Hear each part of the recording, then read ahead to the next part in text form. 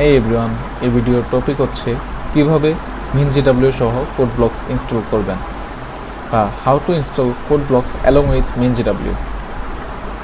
CodeBlocks install করার জন্য আমরা প্রথমে CodeBlocksটি তাদের অফিসিয়াল সাইট থেকে ডাউনলোড করে নিচ্ছি, codeblocks.org। তো সাইটের এখানে ডাউনলোডস অপশনে ক্লিক করব, সেখানে আমরা ডাউনলোড দ্য বাইনারি রিলিজে ক্লিক করব।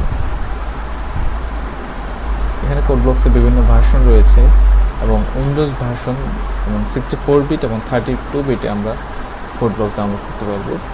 যেগুলোতে 64 বিট উল্লেখ নেই বা ডিফল্টভাবে লেখা আছে CodeBlocks MinGW সেটআপ, সেগুলো 64 বিট এবং এখানে 32 বিট উল্লেখ করা আছে।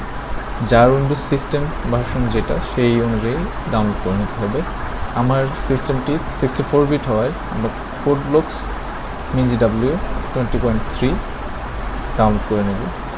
সোর্স ফর নেট এই অপশন ক্লিক করে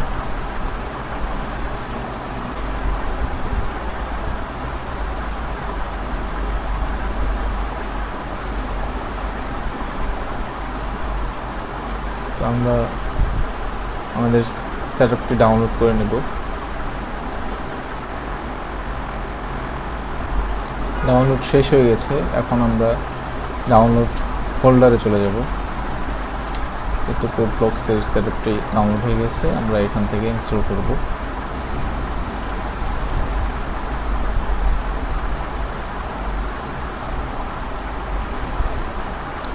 আমরা আমাদের প্রয়োজনীয় স্টোরেজ বা লোকেশন সিলেক্ট করে নেব। এখানে আমরা নিজেদের পছন্দ মতো লোকেশন সেট করে দিতে পারবো।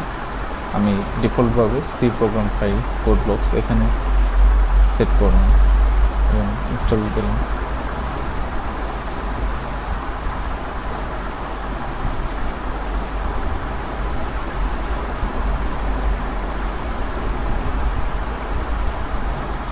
তো আমাদের MinGW সহ সেটআপটি ইনস্টল করা হলো, কিন্তু আমাদের MinGW অ্যাক্টিভ করতে হলে আমাদের লোকেশনটি কপি করতে হবে। আবার বলছি, CodeBlocks-এর যে লোকেশন সেখান থেকে আমাদের প্যাথ কপি করে নিতে হবে।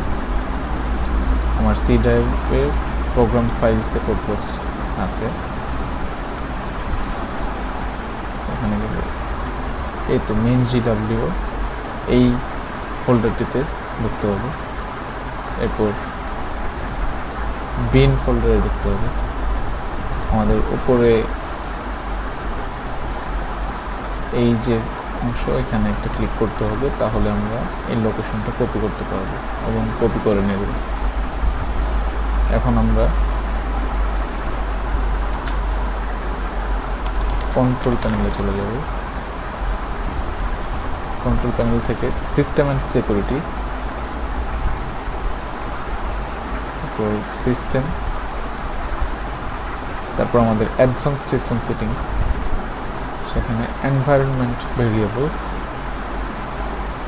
তো এখানে লক্ষ্য করুন প্যাথ আছে, তো এই প্যাথের এখানে এডিট অপশন সিলেক্ট করতে হবে।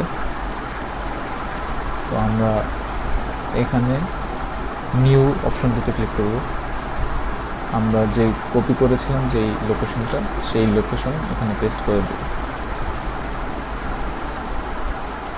ওকে দিয়ে দেব।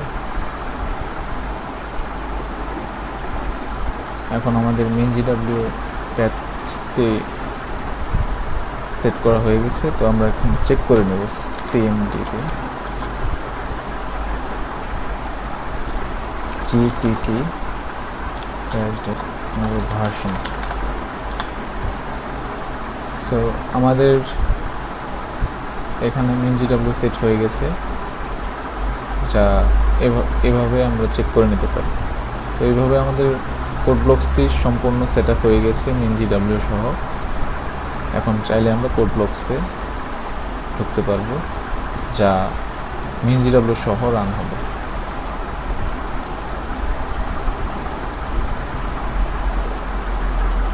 সো এটাই ছিল MinGW সহ CodeBlocks ইনস্টল করার প্রসেস। ধন্যবাদ সবাইকে।